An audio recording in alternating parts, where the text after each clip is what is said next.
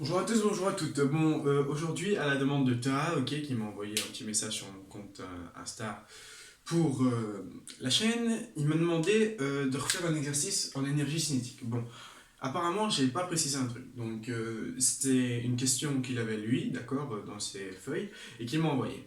Donc, on va reprendre la question et je vais vous expliquer ça tout de suite. Donc, on nous disait qu'une voiture était toujours sur une route, ok, donc on va dire une route rectiligne, qu'elle avait une masse de 1200 kg, qu'elle avait une vitesse de 36 km/h et qu'elle allait jusqu'à une distance de 75 mètres. Et donc, enfin, elle n'allait pas jusqu'à une distance de 75 mètres, je vais vous expliquer. En fait, on va vous demander de calculer la force pour que, donc elle démarre à zéro et qu'en 75 mètres, d'accord, elle soit à une vitesse de 36 km/h. On va devoir essayer de calculer cette force-là, d'accord. Bon, déjà une force, qu'est-ce qu'on sait? On sait que Isaac Newton, il a dit que la force, c'était égal à la masse fois l'accélération. D'accord? Donc, la force totale qui va s'exercer sur un mobile, okay, la force résultante, ce sera toujours sa masse fois son accélération. Ok. Bon, connaissant ça, il faut qu'on trouve l'accélération. Ça tombe bien, on a la distance, on a la vitesse. Avec nos formules de Mérua, on va pouvoir trouver l'accélération. Je vous rappelle que la distance, c'est 1 demi de at carré. Et donc, qu'est-ce qu'on en avait déduit? On en avait déduit que la vitesse, c'était la racine de 2 fois la distance fois l'accélération. Et donc, on va un petit peu manipuler ça, parce que nous, c'est l'accélération qu'on veut. Je vais mettre le carré sur la vitesse, donc je vais avoir v carré, qui est égal à 2 fois la distance fois l'accélération. Et donc, je vais diviser par 2 fois la distance, et j'obtiens que l'accélération, c'est la vitesse au carré divisé par 2 fois la distance. Et donc, avec ça, je trouve mon accélération qui est égale.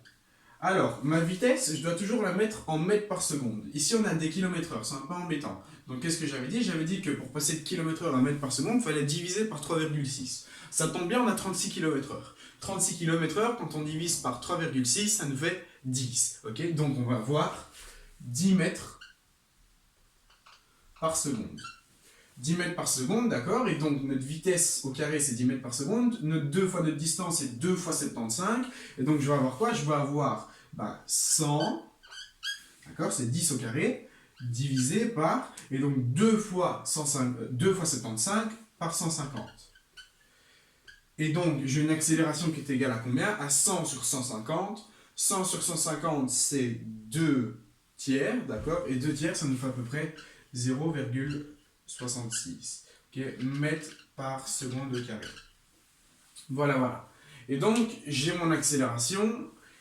Et donc, avec ça, je vais pouvoir trouver ma force nécessaire pour que, donc, je rappelle le petit problème. Je suis à 0 mètre. Je vais accélérer et je veux qu'en 75 mètres, d'accord? Je veux qu'en 75 mètres, j'ai une vitesse de 36 km/h. D'accord? Et donc, si je veux avoir une vitesse de 36 km/h, il faut que j'ai une force qui pousse ici. Ma force, je sais que c'est ma masse pour mon accélération. Avec mes formules de Mérua, je trouve mon accélération, qui est égale à et donc 10 mètres par seconde au carré divisé par 2 fois 75, donc 100 sur 150. 100 sur 150, ça nous fait 0,66 mètres par seconde au carré. Et donc, on va trouver notre force. Et donc, j'écris que ma force, c'est égal à ma masse, donc 1200, multiplié par mon accélération 0,66. D'accord? Au lieu de réécrire 0,66, pour les calculs ça va être plus simple et plus juste surtout, je vais écrire 2 tiers. D'accord? 0,66 c'est 2 tiers en fait. Et donc, tout ceci c'est égal à quoi? C'est égal, et donc 1200 divisé par 3 ça me fait 400 fois 2 800.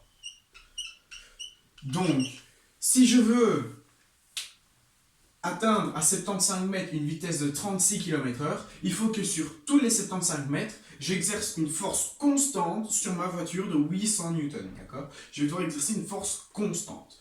Donc je rappelle, vous devez bien avoir en tête cette formule-là. C'est l'une des plus grandes formules de la physique, c'est F qui est égal à la masse fois l'accélération. Et si on veut être plus clair encore, c'est dire que la somme des forces est égale à la masse fois l'accélération.